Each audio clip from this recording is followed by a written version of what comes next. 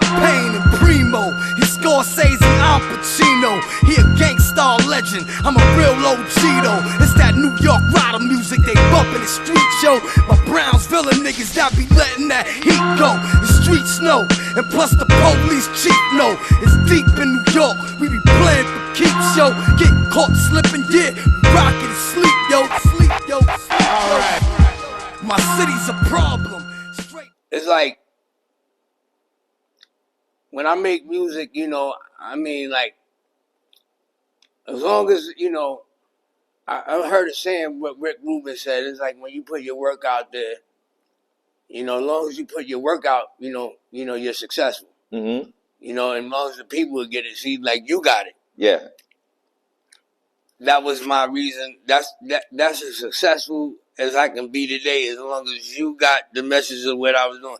But this is what I tell artists, like, they can't worry about, you know, I remember when, you know, guys like Kendrick didn't have a lot of listeners. Mm-hmm. He was just coming up, but you see the talent.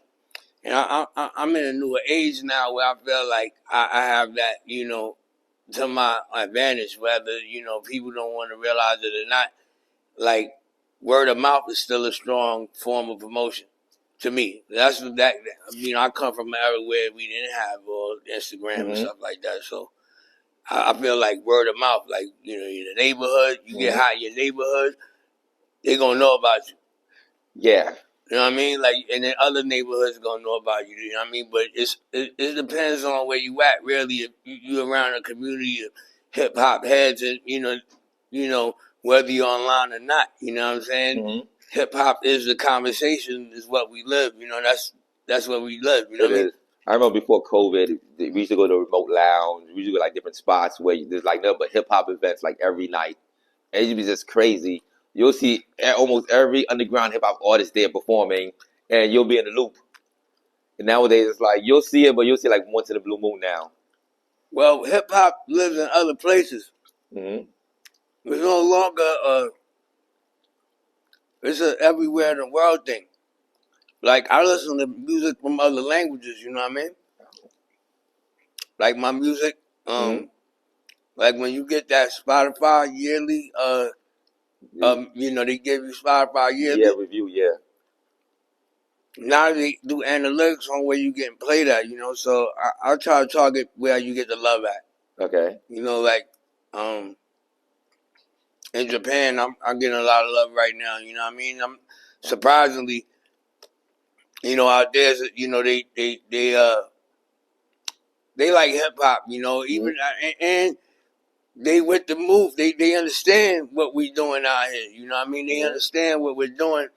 But they deliver it in their own perspective, and you know what I mean? Like, they know it's like a movement. I guess what I've been able to do with Propane Campaign is be able to, like, you know, do a lot of collaborations and allow those collaborations to grow with certain artists all over the world, you know, whether they from Paris, they don't speak my language, but they know about my production, or whether my MC talents. Yeah. I just basically try to compliment situations as best as I can, so I keep that flux going to people around the world saying, yo, I want to do a record with them. That's interesting you said Japan, because when I think of Japan, I think of the Wu influence, like the Wu sound in Japan, like, which is crazy. Right. Especially with the breakdancing, like over there in that part of the world, they're more into like the 5 elements of hip hop: breakdancing, graffiti, and the really true essence of hip hop, which I think is wonderful. Oh yeah, I mean, like, if you go anywhere else, like, you know, the love that people get, they gonna just like reciprocate to it. You know what I mean? The energy. Right. I got fans other places I haven't visited, but they reach out to me on Instagram. You know, like, when you coming? Yeah. You know, Germany, excuse me. You know, places like that. You know, like, it's out there. You know, like, you gotta stay at what you do. You know, and then you'll be able to, like, you take that little love you get and you go with that. Like, that's what I did. Like, I didn't really expect myself to be making like 50 albums in my career. You know what I mean? Mm-hmm. Like, but I do it because I love it. Like, whether they get promoted or not, whether the albums get promoted or not, I think, like, to stay on top of my game, I gotta stay creative, like, in that sense.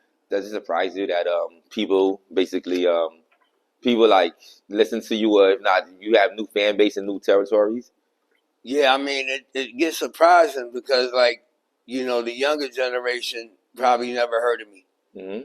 So, you know, you find it a necessary value to at least, you know, get your content out to the right people that you think that would enjoy hip hop. Yeah. Whether they're a certain age group or not, you know, it's still hip hop, you know, and you know, I just feel like, you know, the older artists, you know, should be more respected because Mm-hmm. they have more experience, and not because they're not hot, but these people, you know, that laid down foundations before us, honestly laid blueprints to what we are doing now. So, like, you know, you gotta, people think they could just pay homage one time and that's it. No, you gotta keep paying homage to keep this game going. You know what I mean? You just can't pay homage one time. You have to keep paying homage because, you know, it keeps the source of the culture alive. You know what I mean? I believe that. You know what I mean? I believe that, you know, the Melly Mel's and all them guys, you know, I could imagine how they feel sometimes, you know, with the culture. Mm-hmm. I know Because I'm getting older too, and I see it where, you know, the generation before me, after me, excuse me, you know, they got their own thing going, they subculture and doing all this, but hip hop is hip hop. You can't change what hip hop is. You call it something else. Right. Because I remember growing up when I heard Snoop Dogg, he paid homage to Slick Rick. He did a Lottie Dottie over again. And to me, that was wonderful. It's like he actually made a record. He made the record all over again and gave it to Slick Rick, which was wonderful. And you rarely see that nowadays. It's like, you know, like you gotta honor the greats. You know what I mean? You just gotta honor them. You know what I mean? And like in any other culture, they honor their greats. You know what I mean? That's one thing we don't do in hip hop. You know what I mean? We kind of like know that we had something and then didn't raise the value of it because we let it become we let it become so open doorish to so many kind of other cultures rather, and then people start feeling left out of what we was meant to share anyway. Mm-hmm. So I just don't sit in that emotion level. You know what I mean? Because like I know like a lot of conversations been being held about who started hip hop, all this and that. You know what I mean? I mean, really, you got to just keep in mind that, you know what I mean? Like, I was having a conversation with Reza. He said this. He was like, hip hop is just at the beginning of the mountain. We ain't even get to the top of it yet. We're just at the base. Mm. We didn't even raise the, we didn't even get up to the pinnacle. Nah, we or to the ain't reached the top yet. Do you feel like the commercialism of hip hop basically fell hip hop? Say that again? You feel like the commercialism of hip hop basically took hip hop, made hip hop worse or better? Well, as far as commercialism, and capitalism goes hand in hand. Mm-hmm. I feel like we had no real like plan. There was no real business plan when hip hop started. Mm-hmm. Like nobody said like, yo, this is how the artists are gonna get signed, or this is how we're gonna do this with or we're gonna come at it on this perspective of professional music. The genre wasn't considered serious when it first started. Mm-hmm. So for people to say it started back then, all this back in the days, nobody was taking hip hop serious when it first started. Think about that. Like, it was really getting doubted by a lot of people. A lot of people, even, older people, they was doubting it. Like, turn that garbage off. Yeah. You know what I'm saying? Mm-hmm. Like, you know what I mean? It was that. I witnessed that. I've been visual to that. You know what I mean? So. And I remember at some point, radio stations, even people would be like, hip hop won't make it past 20, past 30. They're like, no, it's just a dead art form. Put no money into it, pay no mind. Then at some point, people start taking it seriously once they start charting. Right. Once the numbers start going #1 in Billboard, everyone start looking the other way. Then, I remember back when I got signed. My first record deal was like in '94 with Tommy Boy. Yeah, with Tommy Boy. Okay. Yeah, and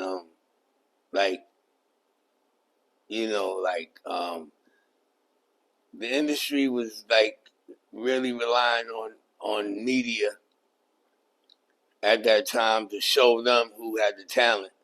Mm. So my word of mouth made it to the media at that time, and I wanted to be in the Source Unsigned Hype.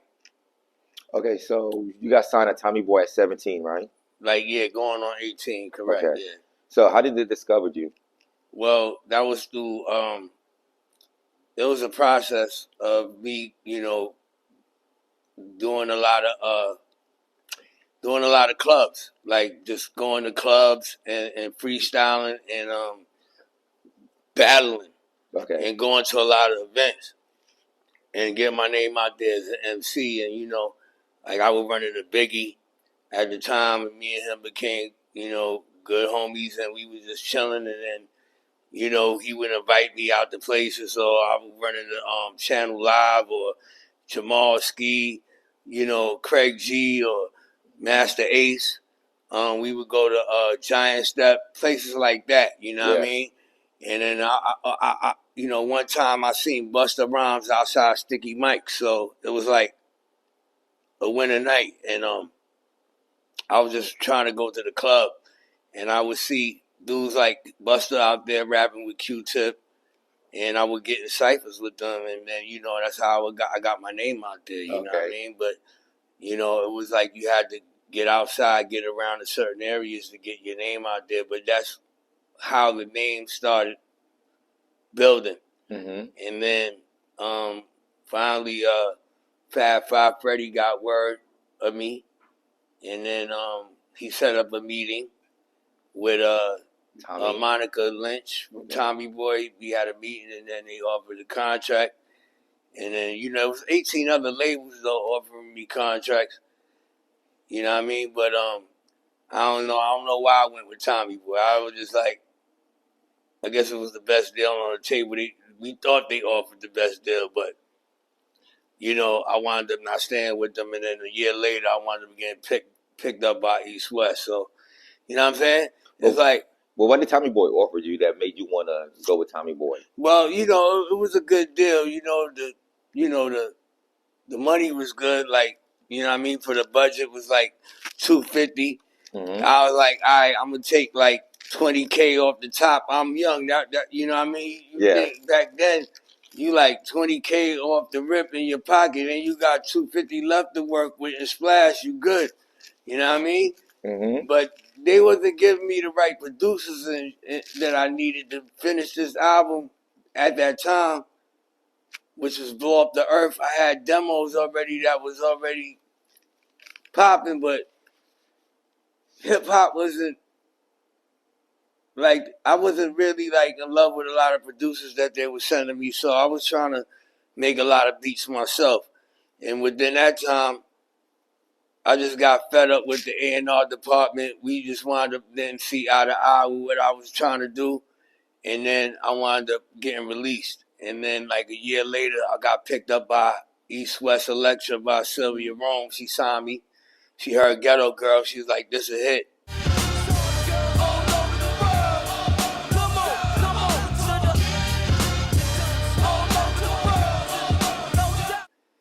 And that went #1 on Gavin, you know what I mean? And then I released that on Electra.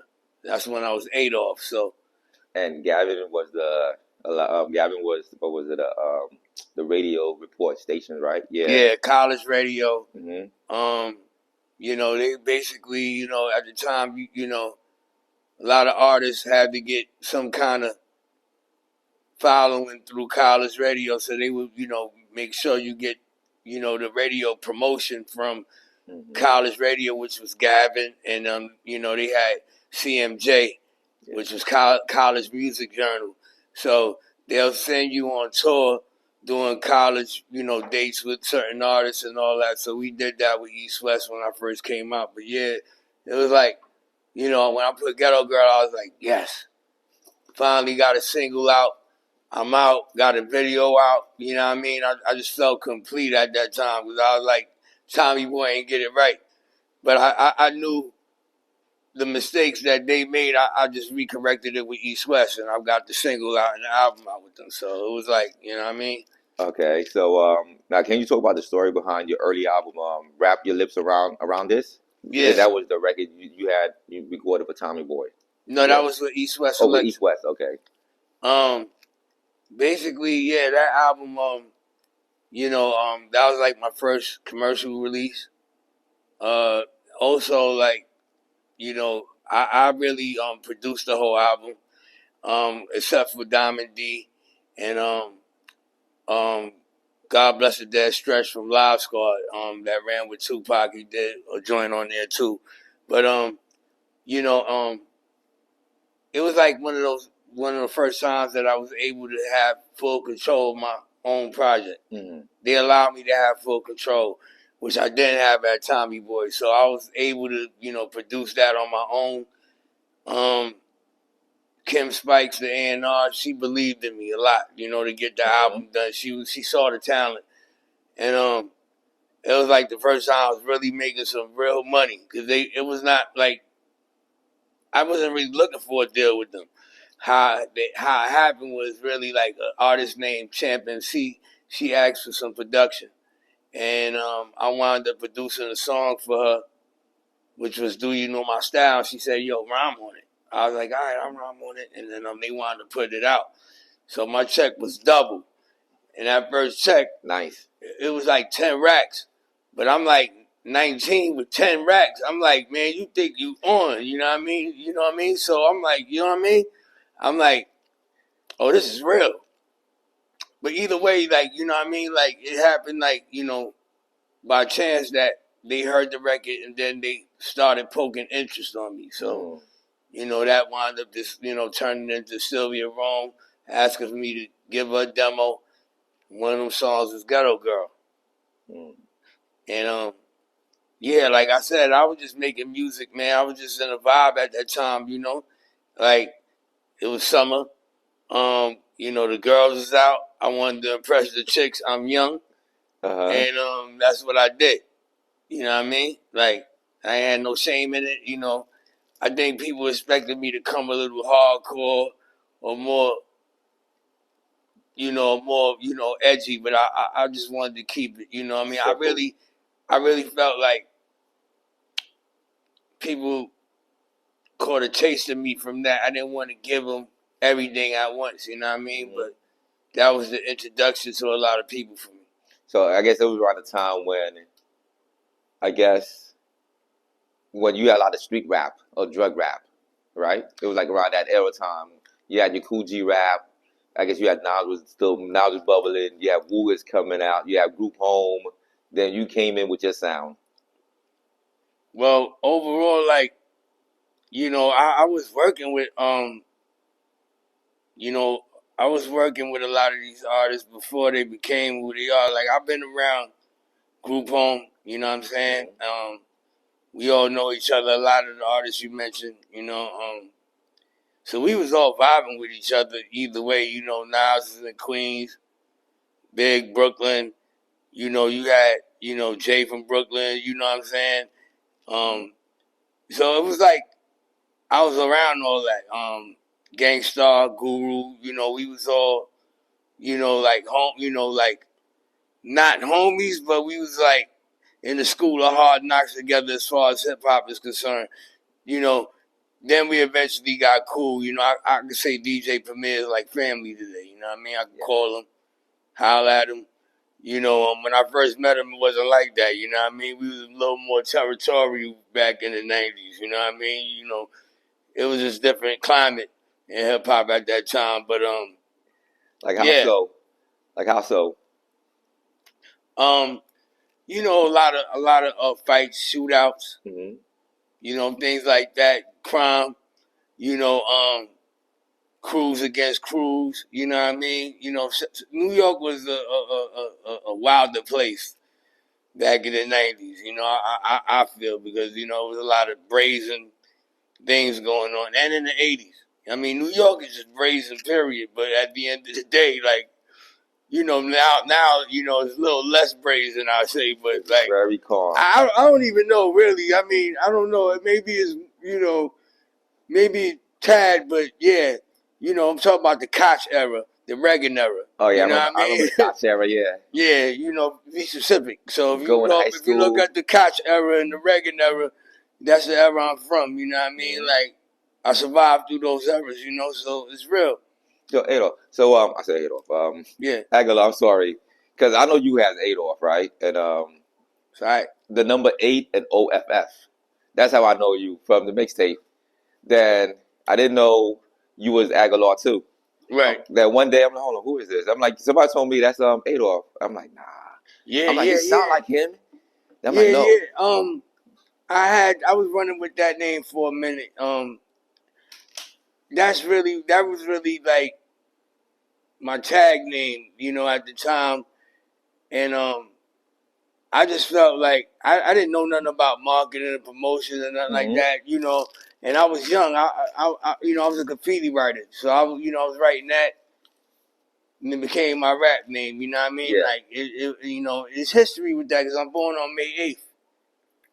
You know what I mean? So you know, I just basically ran with it, and you know, I didn't have like time to make up a name yet, and then one of the guards from Brownsville was like, "Yo, you should name yourself Agallah."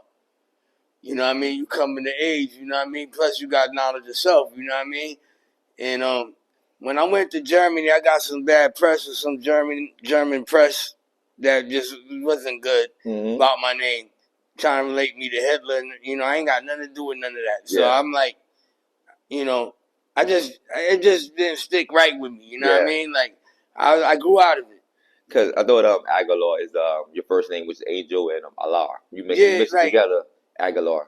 Yeah, I always be Adolf, the true fans that's Adolf fans. Don't get me wrong, but you know, every 10 years I feel like an artist got to reintroduce themselves, or you know, reinvent themselves, because like, you can't stay in the same creative space. You know, you want to grow as a creator. You don't want to, keep yourself limited. You know what I'm saying? Yeah. So I felt like that's what happened with me. You know what I mean? I was getting older. I was seeing a new vision, and I was, introducing myself to new knowledge. So that's what happened with the name. Really, I just outgrew it. Yeah. See, it's kind of hard. So when you Google and look up your name, right? It's like you have to go through all alias to look up your name. Especially your back catalog. Like, okay, this is him. Yeah, he did this, he did that. Right. And when you go through mixtapes too, like if you go to Mix Unit or the PIF or anywhere or archives.org, then you gotta look up your tapes. Like, oh yeah, this is him, but under different alias. Yeah. The mixtape era, that was a strong wave. I feel like the Dipset tapes, Purple City, all that. We did a lot. As far as create a culture, for even a place to download mixtapes. That PIF, like the PIF comes from us. Yeah. Like I don't even know who owns the PIF. Like me and Shikes be laughing because we did it for the culture. Y'all can have it. You know what I mean? Like when we do things for the culture, it's the gift. It's not for us to take from people. But it was crazy how we was running with that PIF, the word, and then next they got a website with mixtapes. It's like, oh shit, look what we started. You know what I mean? I just felt like a lot of people don't know that we are the tastemakers of this culture. We're not just rappers. You know what I mean? We taste make the culture, you know what I mean? We see the vision that a lot of artists don't see for themselves, so they need, you know, other people that got different focuses and outlooks on what the game is on a whole different perspective for them that live a reality they trying to achieve in this music industry. And that's what, you know, I think what we was able to do with, you know, with Purple City and other groups. And so as a producer, you know, that's what I feel like I bring to the table. Where did that name come from, Purple City?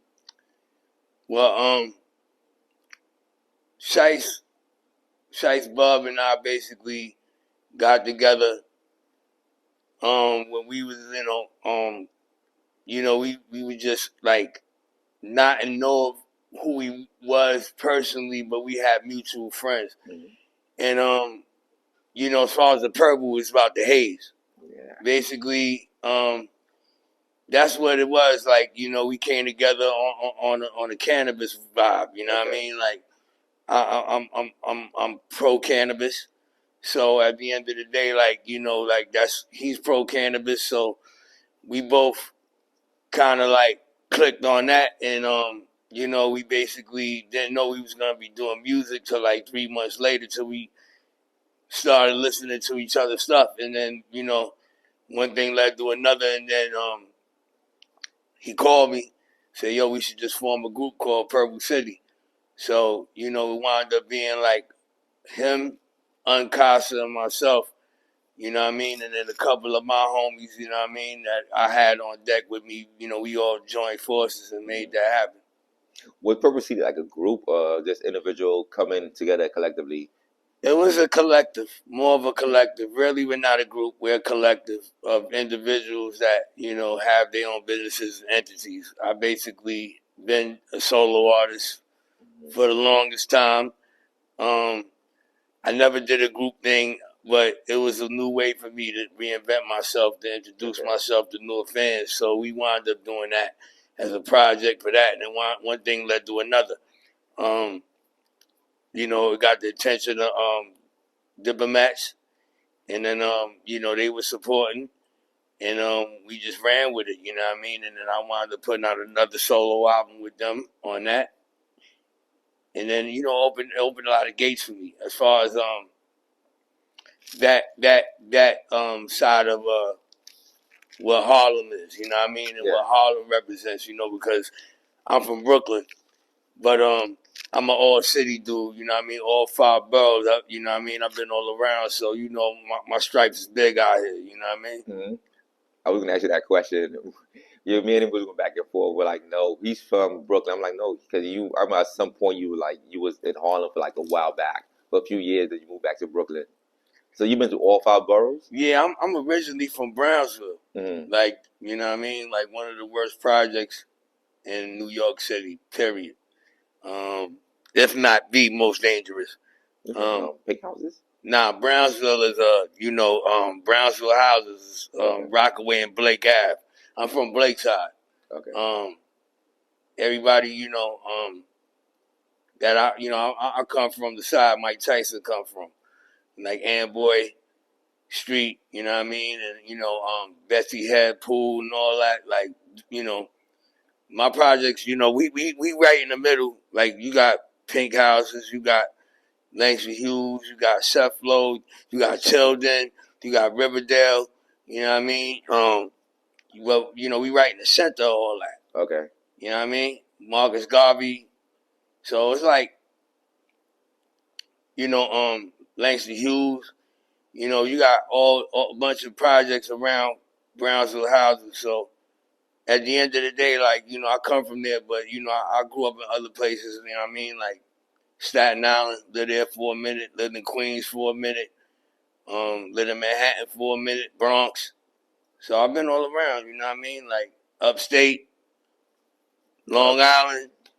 We moved around a lot. Which area do you like the most? For me, I'm always gonna be a Brooklyn dude. For me, you know what I mean. I'm always BK. Medina is like really, for me, like we call it Medina. Like Medina is basically like, you know, where like my history is. It's like I'm born here. Mm-hmm. So like born in Kings County, you know, it come with a lot of pride, you know what I mean? And just knowing that, you know, you got a lot of other greats that come from here as well that made it out, that did something with their lives. So it's an added inspiration for me, you know what I mean? And I was friends with Big, you know.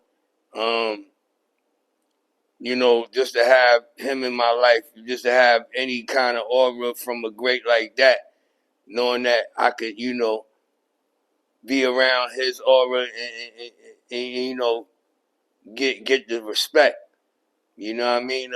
From another great MC to myself is, you know, it's just, you know, like unimaginable. You know what I mean? I ain't know I was gonna bump into him as a homie, and he become one of the greatest rappers of all time, and that's your homie. And you like, wow, you know, and you one of the greatest yourself. Like, you know what I'm saying? So you like, you know what I mean? You like in good company. You know what I mean? You just learn how to keep yourself in great company when it comes to you know, this music. You know what I mean? Watch who you collabing with. You know when you what I'm saying? bumped it Big, right? It's like, how was did you have a chance to record with him or plan to? Excuse Did me? you have a chance to plan to record with Big or plan to work with him? We was almost there. He was just picking out beats on Life After Death before I got the news he passed. And yeah, we was vibing. And yeah, it was just heartbreaking to get that news when I heard it. It was just like, you know, I was like, I was just numb from the news because we were, you know, planning on working together. He was in LA. And he was telling me when he get back to New York, we was going to go hit the studio, and he never made it back to New York. Right. So that's something I live with. You know what I mean? I live with that every day. You know what I mean? Like, what would have? I would have been on Life After Death with him, you know? Yeah. What could have happened? But rest his soul. Yeah. And I know his mom recently died.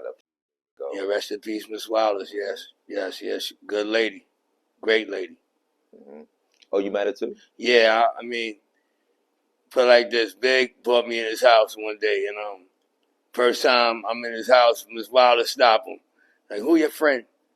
He said, and Big go, yo, this is my friend, Mom, this is my boy. We just gonna write some rhymes in the room.